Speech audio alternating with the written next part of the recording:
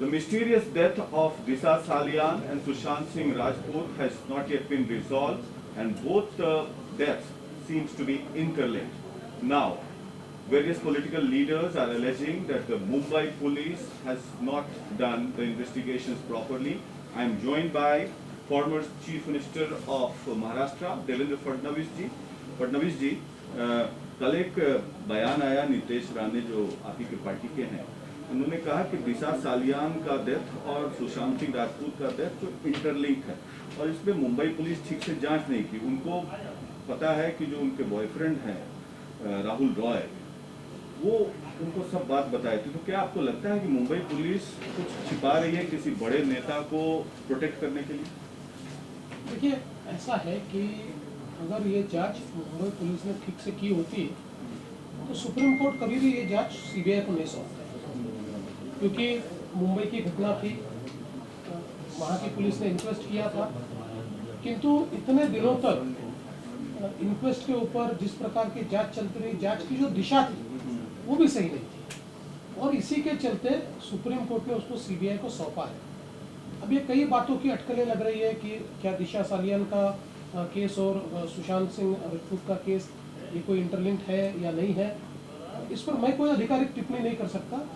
मुझे ऐसा लगता है कि सीबीआई ये सारी जांच करेगी, क्योंकि फॉर्चुनेटली सुप्रीम कोर्ट ने अपने आदेश में सीबीआई को ये सहूलियत दी है कि इस केस से जो सुशांत सिंह राजपूत इनकी डेथ का जो केस है, इससे संबंधित और भी कोई केस अगर उनको लगे तो उस केस की जांच वो कर सकती है।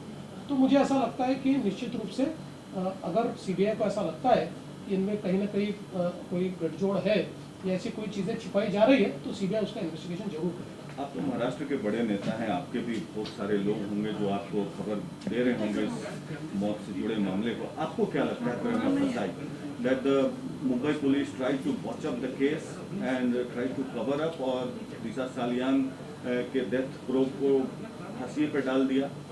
मुझे ऐसा लगता है कि दिशा सालियान का जो डेथ हुआ उसको एक प्रकार से एक रूटीन आत्महत्या की तरह ट्रीट किया गया, और शायद जिस प्रकार से फॉरेंसिक एविडेंस या अलग अलग प्रकार से एविडेंस जमा किया जाना चाहिए, ऐसा कोई प्रोफेशनली किया हुआ उसमें नहीं दिखाई पड़ता है। लेकिन अब ये सारी बात पास्ट की हो गई। देखिए, अब मुंबई पुलिस का तो कोई संबंध नहीं रहा।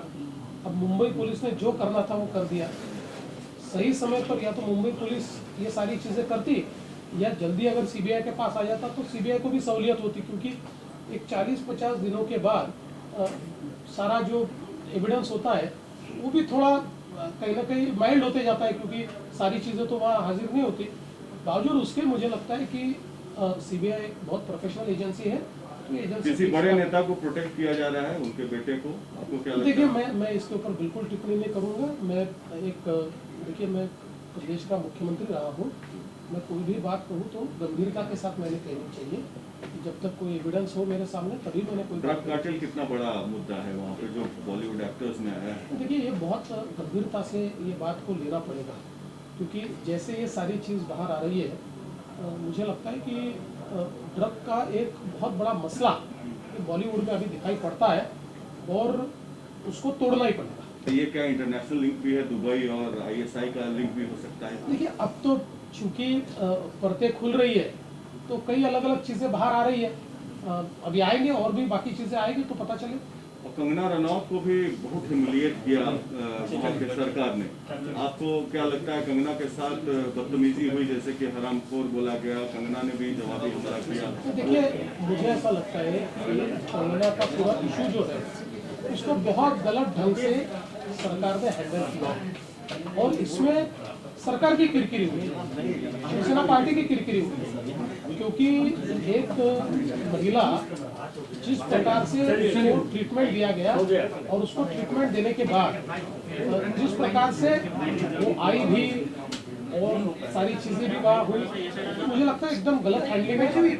और मैंने तो लगातार मुख्यमंत्री जी को ये सलाह दी कि वे कोरोना के ऊपर ज़्यादा लक्ष्य केंद्रित करें, कंगना के ऊपर नहीं, और उनका सारा लक्ष्य कंगना के ऊपर ही केंद्रित।